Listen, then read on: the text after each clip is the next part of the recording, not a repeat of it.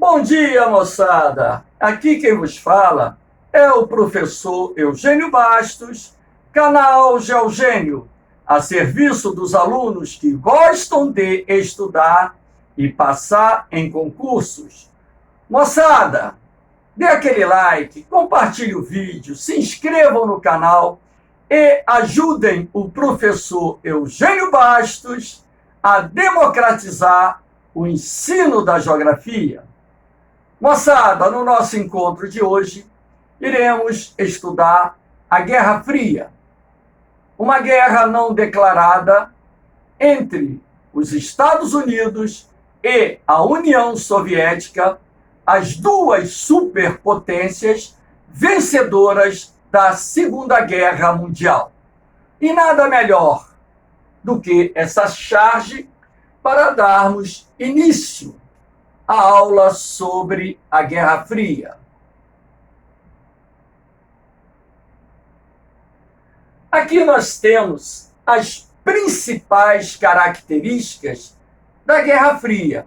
Eu chamo a atenção de vocês que a análise da Guerra Fria está sendo feita dentro de um contexto geográfico geopolítico. A história aprofunda muito mais esse assunto, razão pela qual também aconselho vocês a assistirem uma videoaula sobre a Guerra Fria postada no YouTube. Nós temos aqui, deu origem ao mundo bipolar, ou seja, capitalismo versus socialismo. Esse mundo bipolar era comandado pelas duas superpotências vencedoras da Segunda Guerra Mundial, representando o sistema capitalista, os Estados Unidos, representando o sistema socialista, a União Soviética. Deu origem a um conflito de natureza ideológica, travado entre a União Soviética e os Estados Unidos. Esse conflito de natureza ideológica se arrastou por várias décadas, quando então, através de inúmeras ações, essas duas superpotências procuravam ampliar suas áreas de influência e minar as áreas de influência do rival. Promoveu as corridas espacial e armamentista, as duas superpotências procurando demonstrar ao mundo a sua superioridade bélica e tecnológica. Foi, portanto, um dos elementos mais importantes da Guerra Fria, essa corrida espacial e armamentista. As duas superpotências disputavam áreas de influência política, econômica e militar, através da propaganda, contra-propaganda, financiando golpes, revoluções e contra-revoluções. Muitos conflitos armados que se arrastaram no transcurso da Guerra Fria tiveram, de um lado, a União Soviética e, do outro, os Estados Unidos, financiando exércitos, financiando golpes militares, revoluções, contra-revoluções. Os conflitos armados, por exemplo, mais famosos durante o período da Guerra Fria, foi a Guerra da Coreia, na década de 1950, e a Guerra do Vietnã, que se desenrolou principalmente na década de 1960 e início da década de 1970. Em vários continentes, nós tivemos golpes militares, contragolpes, movimentos revolucionários que eram financiados pela União Soviética e também financiados pelos Estados Unidos. uma vez que essas duas superpotências disputavam áreas de influência no mundo. A propaganda e a contrapropaganda também funcionavam como um meio de, vamos dizer assim, transmissão da ideologia capitalista e da ideologia socialista. E através da propagação desses ideais capitalistas e socialistas, as duas superpotências disputavam áreas de influência, principalmente nos chamados países do terceiro mundo, que na época representavam as nações subdesenvolvidas da Ásia, da África, da América Latina. Temos aqui a doutrina Truman, 1947. Muitos dizem que foi a partir do momento em que o presidente dos Estados Unidos publicou a doutrina Truman é que teve início a Guerra Fria. Outros dizem que o início da Guerra Fria já se desenhava no finalzinho da Segunda Guerra Mundial. A crise dos mísseis em 1962, em Cuba, que quase provocou a Terceira Guerra Mundial. Por pouco, nós tivemos uma guerra nuclear travada entre a União Soviética, Estados Unidos e seus aliados. Foi por muito pouco. Falaremos daqui a pouco sobre a crise dos mísseis. A construção do Muro de Berlim em 1961, com a derrota da Alemanha na Segunda Guerra Mundial, o país ficou dividido. E, na verdade, surgiram dois países: a República Federativa da Alemanha, a tão conhecida Alemanha Ocidental, e a República Democrática da Alemanha, Alemanha Oriental. A capital, Berlim, ficou dividida. Só que Berlim está totalmente localizada na Alemanha Oriental. E os soviéticos, que exerciam o controle sobre a Alemanha Oriental, decidiram construir um muro cercando a Alemanha, Berlim, separando, portanto, a parte oriental da capital alemã da parte ocidental. A parte ocidental de Berlim ficou totalmente cercada pelo Muro de Berlim, que tinha 3,60 metros de altura. A construção desse muro teve o objetivo de impedir a fuga dos alemães orientais para a Alemanha Ocidental.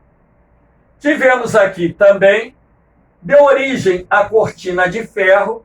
A Cortina de Ferro, na verdade, foi um termo empregado pelo primeiro-ministro da Inglaterra, Churchill, no período pós-Segunda Guerra, quando então ele disse que os países comunistas ou socialistas da Europa Oriental se separavam dos países capitalistas da Europa Ocidental através de uma cortina de ferro, que na verdade correspondia à linha de fronteira que separava o bloco socialista europeu do bloco capitalista.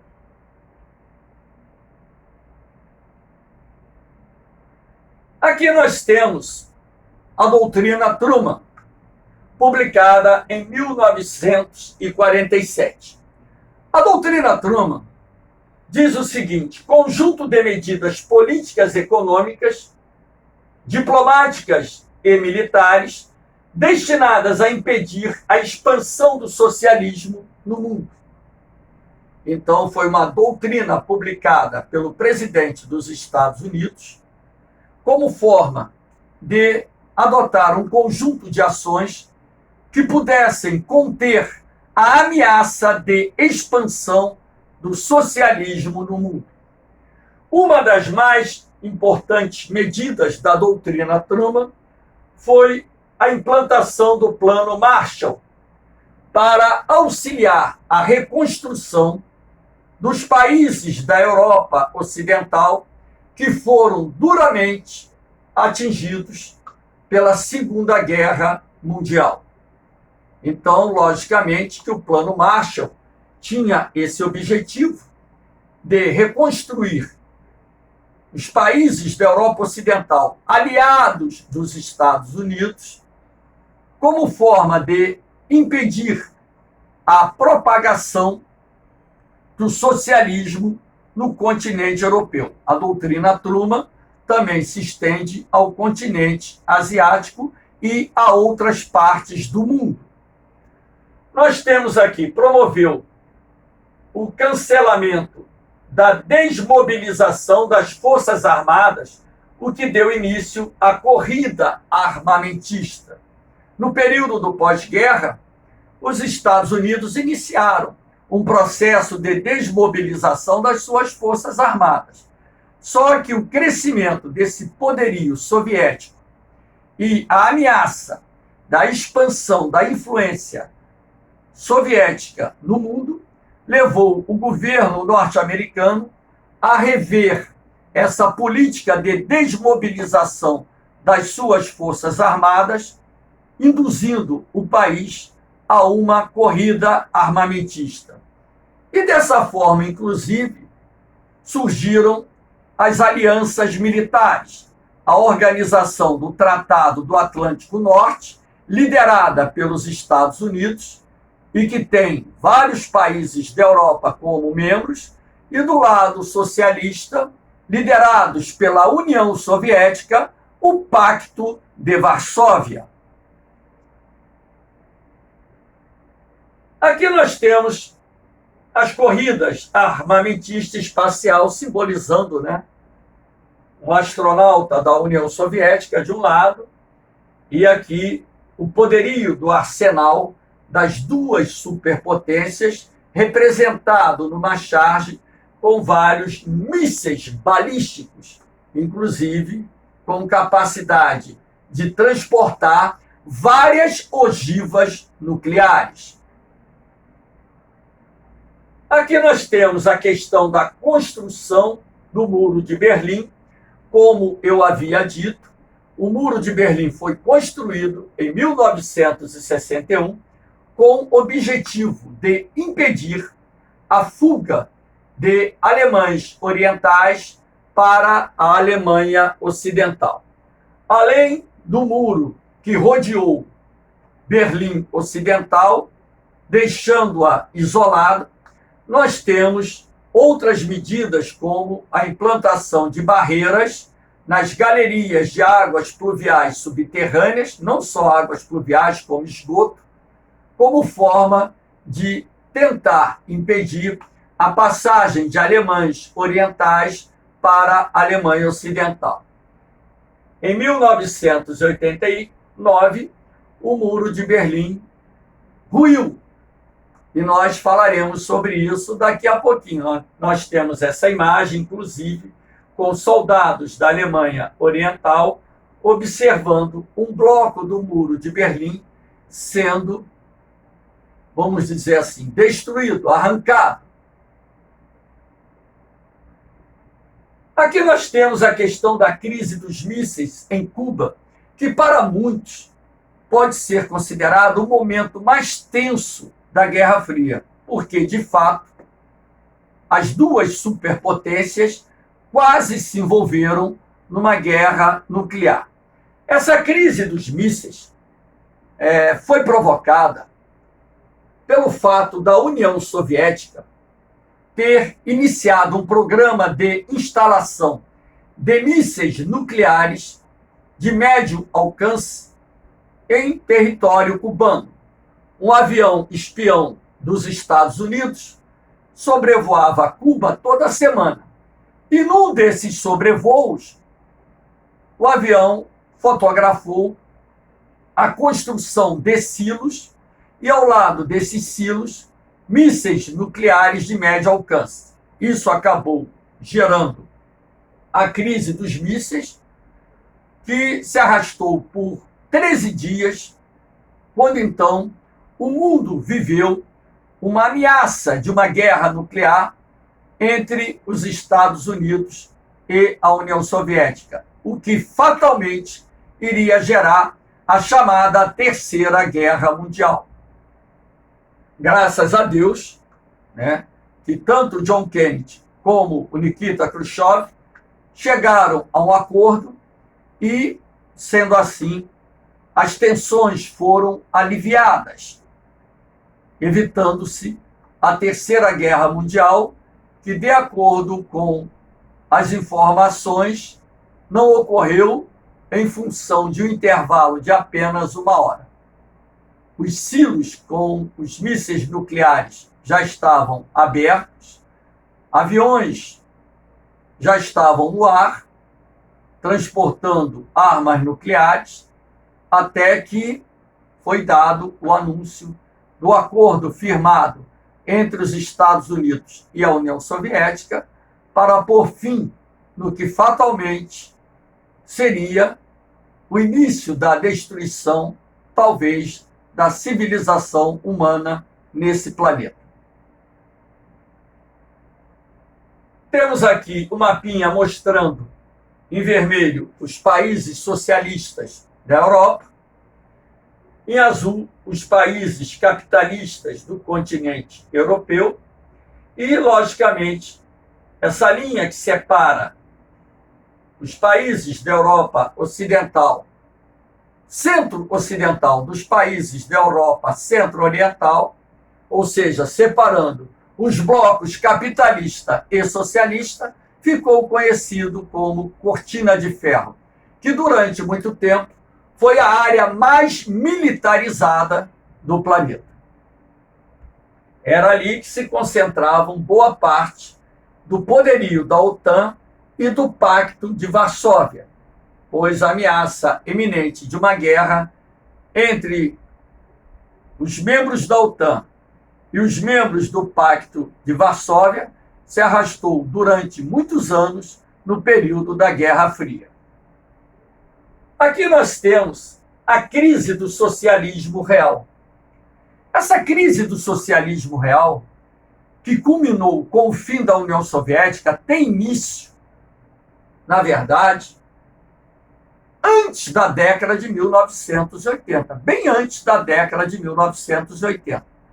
Porém, como a União Soviética era um país de regime muito fechado, as informações não vazavam para o mundo. Mas, professor, o que seria, ou o que teria causado, melhor dizendo, essa crise no socialismo real?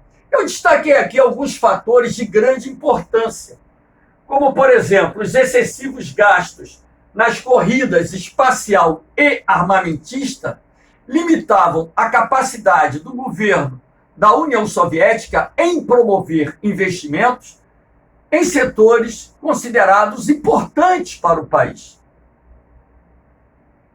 Aqui nós temos o excesso de burocracia emperrava não só a administração pública, como também a administração das empresas estatais.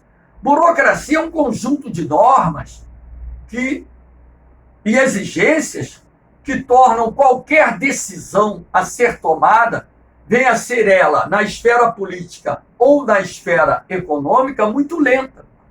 Isso, de certa forma, foi extremamente prejudicial, não só à administração do país, à governança, assim como à administração das empresas estatais soviéticas. A escassez de produtos gerava um crescente descontentamento na União Soviética. Se dizia que na União Soviética as pessoas entravam nas filas sem saber para que servia ou serviam aquelas filas. Não sei se isso é verdade, mas isso foi muito propagado aqui pela imprensa no Brasil. Mas uma coisa era fato: a escassez, inclusive, de produtos de primeira necessidade. Então, produtos básicos, eles eram racionados na União Soviética. Se você quisesse comprá-los acima daquilo que você poderia ter, teria que ir para o mercado negro. Então, por isso que se dizia que na União Soviética as pessoas primeiro entravam na fila para depois perguntar para que servia aquela fila. Se era para comprar arroz, farinha de trigo, ou seja, até mesmo bens de consumo durável. Você tinha dinheiro para comprar um carro e às vezes tinha que esperar mais de um ano, porque a indústria automobilística não tinha capacidade de produzir uma quantidade de veículos que atendesse à demanda. Então, as filas de espera eram muito longas, não só nos mercados, como também para as reservas voltadas à aquisição de bens de consumo duráveis. E isso, logicamente, que gerava descontentamento junto à população. A falta de liberdade e a forte opressão também gerava descontentamento. Na União Soviética, você não podia criticar o sistema. A sua liberdade de ir e vir não era respeitada. Você não poderia viajar para conhecer um outro país.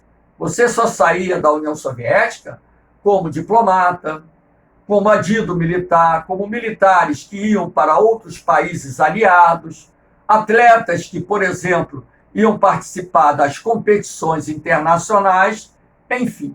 Então você não tinha essa liberdade de ir e vir respeitada, e você também não tinha liberdade de criticar os erros do governo. Muitas pessoas foram presas, mortas, torturadas por criticarem o governo soviético. Os déficits públicos limitavam a capacidade do governo em promover investimentos, gerando um crescente endividamento que foi sufocando a economia soviética. No meio da década de 1980, na tentativa de reverter esse processo, o então presidente Mikhail Gorbachev, ou Gorbachev, como queiram pronunciar, lança a política da perestroika, que significa reestruturação econômica, e glasnost, liberdade. Essas duas políticas tinham por objetivo reverter um quadro econômico que estava se degradando, se deteriorando pouco a pouco, e também dar ao povo soviético os meios necessários para que estes pudessem ter conhecimento daquilo que verdadeiramente estava acontecendo no país e até mesmo a possibilidade de criticar o sistema. Essa era a ideia da perestroika e da glasnost. Todavia, essas medidas adotadas pelo presidente da União Soviética não surtiram os efeitos desejados e a crise econômica foi se ampliando no país. Aqui nós temos as reformas políticas e econômicas no leste europeu. Essas reformas políticas e econômicas ocorridas no leste europeu foram fruto do enfraquecimento político e econômico da União Soviética. Na medida em que a União Soviética recorre, por exemplo, às grandes potências mundiais, pedindo dinheiro emprestado, e estas submetem à União Soviética o empréstimo na condição do governo acelerar reformas econômicas e até mesmo políticas, isso sinalizava o enfraquecimento do regime soviético. Esse enfraquecimento do regime soviético irá desencadear o crescimento dos movimentos nacionalistas, reformistas no leste europeu. Então, no final da década de 1980, de uma hora para outra, grandes manifestações tomaram conta das principais cidades dos países da Europa Oriental que viviam na esfera de influência política, econômica e militar da União Soviética. E, muito rapidamente, nós tivemos mudanças no sistema político e econômico, com o fim do unipartidarismo, a implantação do pluripartidarismo, da democracia e também o fim da economia planificada e a introdução da economia de mercado nesses países que até então adotavam o sistema socialista. Essas reformas políticas e econômicas que ocorreram na Europa Oriental contribuíram também para o que nós chamamos de colapso do sistema socialista real, ou seja, do socialismo utópico. Aqui nós temos o fim da Guerra Fria. O fim da Guerra Fria, na verdade, para uns, ocorreu no momento em que houve a queda do Muro de Berlim em 1989. Para outros, o fim da Guerra Fria ocorreu no final de 1991, com o fim da União Soviética. Tanto faz você aceitar o fim da Guerra Fria como o fim da divisão da Alemanha, que tem início com a queda do Muro de Berlim, assim como considerar o fim da Guerra Fria a extinção da União Soviética. Os dois tópicos, portanto, podem ser considerados como o último capítulo da Guerra Fria. Eu chamo isso de algo hipotético, porque mesmo com o fim do conflito ideológico entre capitalismo e socialismo, não houve um alinhamento, por exemplo, entre a Rússia, a principal nação que compunha a União Soviética, e os Estados Unidos. Então, nós temos, ainda hoje, uma área de colisão de interesses, atritos entre essas duas grandes potências militares. Então, na verdade, esse fim da Guerra Fria foi o fim da Guerra Fria de natureza ideológica. Agora, a Guerra Fria de natureza geopolítica e também econômica e militar, esta continua até os dias atuais. Valeu, moçada! Espero que tenham gostado da aula. Deixe aquele like, compartilhe o vídeo, se inscrevam no canal e ajudem o professor Eugênio Bastos a democratizar o ensino da geografia. Um beijão no coração de vocês. Um forte abraço. Fiquem com Deus. Eu vou, mas eu volto, hein? Fui!